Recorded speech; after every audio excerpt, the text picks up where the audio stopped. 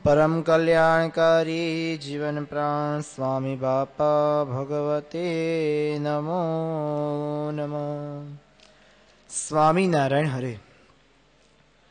ધ્યાન પૂરું થયા બાદ જીવન પ્રાણ સ્વામી બાપાએ કૃપા કરીને વાત કરી છે, ભગવાન જ્યારે અહીં મનુષ્ય રૂપે દર્શન આપે ત્યારે મનુષ્ય જેવા ભાવ બતાવે છે, પરંતુ એ તો સદાય દિવ્ય છે.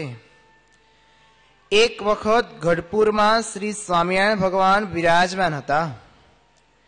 તે સમયે બેચર ભટ્ટ અને ગોપી ભટ્ટ ગઢપુર પાસેથી નીકળ્યા.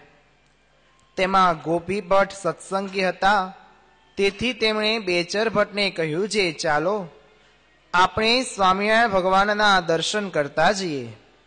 પણ તેમણે તો ચોખ્ખી ના સુણાવી અને કહ્યું, સ્વામિનારાયણને તો તમારા જેવા ભગવાન માને. ત્યારે ગોપી ભટ્ટે બેચર ભટ્ટને સમજાવ્યા અને મનોમન મહારાજને પ્રાર્થના કરવા લાગ્યા છે, બેચર ભટ્ટ સત્સંગી થાય તો સારું. પણ બેચર ભટ્ટ તો દર્શને જવાની ના પાડતા હતા. ઘણી રકઝક બાદ હા પાડી અને કહ્યું છે, જો સ્વામિનારાયણ મારું નામ લઈને બોલાવે અને ચરણમાં 16 ચિહ્ન બતાવે તો હું કાંઈક વિચાર કરીશ. આથી ગોપી ભટ્ટને કાંઈક સંતોષ થયો. પછી બંને જણ દર્શન કરવા આવ્યા. શ્રીજી મહારાજ સભા ભરીને બિરાજમાન હતા. ત્યાં દંડવત કરી મહારાજ પાસે જઈ દર્શન કર્યા, પણ મહારાજે તો તેમના સામું પણ જોયું નહીં અને જય સ્વામિનારાયણ પણ ન કહ્યા. પછી બંને જણ સભામાં પાછળ જઈ બેઠા.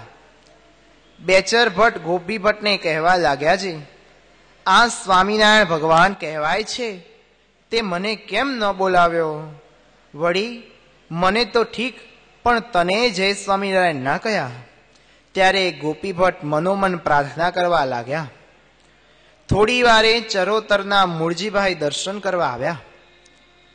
તેમને શ્રીજી મહારાજે પાસે બેસાડ્યા અને તેમનું નામ પૂછ્યું. પછી મહારાજ વાત કરવા લાગ્યા અને ઘડીએ ઘડીએ મૂળજીભાઈને પૂછે છે, ડોસા તમારું નામ શું? હું ભૂલી જાઉં છું.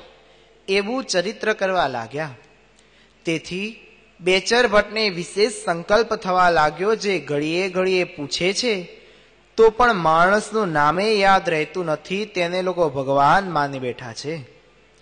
ગોપી ભટ્ટ પણ મૂંઝાયા અને વિચાર કરવા લાગ્યા છે, હવે ભગવાન દયા કરે તો સારું.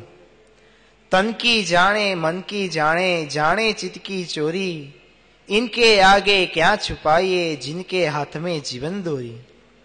થોડી વાર પછી મહારાજે વાતો કરતા કરતા સભામાં છેલ્લે નજર કરી અને બોલ્યા, આ બેચર ભટ્ટ ને ગોપી ભટ્ટ ક્યારે આવ્યા છે?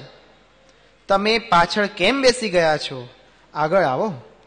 પછી મહારાજ સંતોને ઠપકો આપવા લાગ્યા છે, તમે અમને કહ્યું પણ નહીં કે આ બેચર ભટ્ટ ને ગોપી ભટ્ટ આવ્યા છે. આ સાંભળી બેચર ભટ્ટ વિચારમાં પડી ગયા છે, કંઈક છે ખરું. પછી બંને આગળ આવીને બેઠા.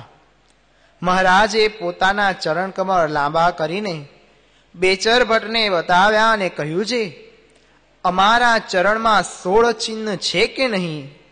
બેચર ભટ્ટે ઘણી જોયા અને તરત જ ભગવાનપણાનો નિશ્ચય થઈ ગયો અને પ્રાર્થના કરવા લાગ્યા. પછી મહારાજે તેમને કહ્યું, જે પેલા ડોસાનું નામ અમે 2-5 વાર પૂછ્યું તેમાં તમને સંશય થયો, પણ એ તો તમને નિશ્ચય બરાબર પાકો કરવા માટે કર્યું હતું. માટે ભગવાનપણાનો નિશ્ચય બરાબર પાકો કરવો. એકલા દિવ્ય ચરિત્ર ઉપરથી મહિમા સમજાયો હોય તો જ્યારે ભગવાન મનુષ્ય ચરિત્ર બતાવે ત્યારે નિશ્ચય ઘટી જાય. માટે ભગવાનના મનુષ્ય ચરિત્ર અને દિવ્ય ચરિત્ર તે બંને જાણી દિવ્ય ભાવે સહિત નક્કી નકોર નિશ્ચય કરવો. નક્કી નકોર નિશ્ચય રાખજો રે, નથી મુજ વિના કોઈ ભગવાન રે, કહે છે વાલો કરી કૃપા રે.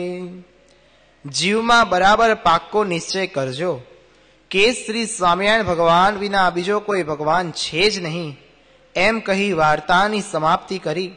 ત્યારબાદ સંસ્મરણ કીર્તન અને ધુન્ય થયા. પછી જીવન પ્રાણ સ્વામી બાપા સર્વને જય શ્રી સ્વામિનારાયણ કહી નિજ ઓરડે પધાર્યા. 36મી વાર્તા સંપૂર્ણ થઈ.